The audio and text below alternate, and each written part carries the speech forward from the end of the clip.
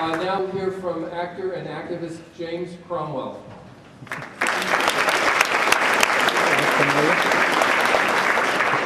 you. I'll try not to talk too long because I know some of you have questions you would like answered. The reason basically I'm here is that in the 70s I hitchhiked around the world. I spent 8 months in Africa and about 2 or 3 months in the Sahara with the Tuareg, who I got to admire and learn about. Incredible. And then when I made Babe, I was in Australia and I went to Alice Springs, went on a walkabout,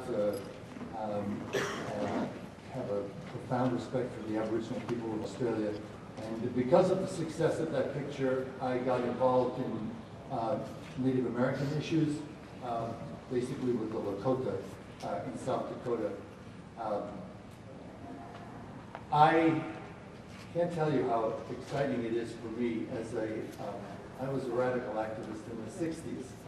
And it's really great to see you here. Not only did you help elect this president, but you're obviously here to make a difference and make sure that this government responds to your wishes and the needs of this country and doesn't do business as usual.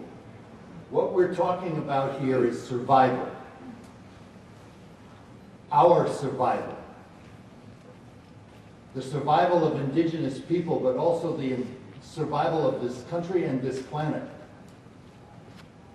You've heard from the speakers the dangers of mining uranium, processing uranium, power generation by nuclear energy. But you have to understand that at each one of these utilities are holding tanks with all the spent fuel rods, which are filled with plutonium and other highly radioactive material. And those ponds are now full to overflowing. There's no place to put it. There's no way to transport it. Something will have to be done, and unfortunately, the burden falls to you. So the issue is not so much ours. We made the mess. The issue is yours. What are we going to do about it? It's also a question, of course, of environmental justice and social justice, because as you can tell from the speakers, most of the devastation that happens right now is happening to people of color, people in the far reaches of the earth who have no voice in this country, in the halls of power. And it is up to us to take responsibility not only for our own country, but for them as well and for this planet.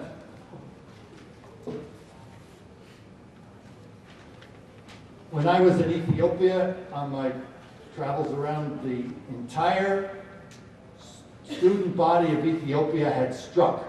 That's every kid from grammar school to graduate school. They struck in order that the country moved. And one graduate student told me he didn't care whether it moved to the right or to the left, as long as it moved. In other words, you have the power to make the difference. In the 60s, we made a big mistake. We demonized the other side. We resisted violently.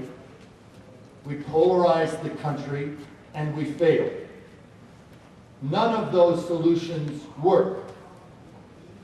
What Gandhi and Martin Luther King described as a workable policy are the only things. Nonviolent civil disobedience is the only thing that works. But civil disobedience means putting your ass where your mouth is. Otherwise, it's just talk. You can talk to power, but ultimately power respects power. But you have the power. The question that you're obviously debating here and learning about here is how to use that power. You're here, so you know how it works. You know how to communicate with each other. Now you have to find a way to communicate to us. And I don't mean the people necessarily on the Hill. I mean my generation has got to be woken up. And right next door, there's a panel on social issues in hip-hop. And I spoke to one of the hip-hop artists, and he said, we're trying to reach the little kids, 8, 9, 10, 11 years old. because they're the ones. They've got to get it. If they get it and they do something, this world will shift.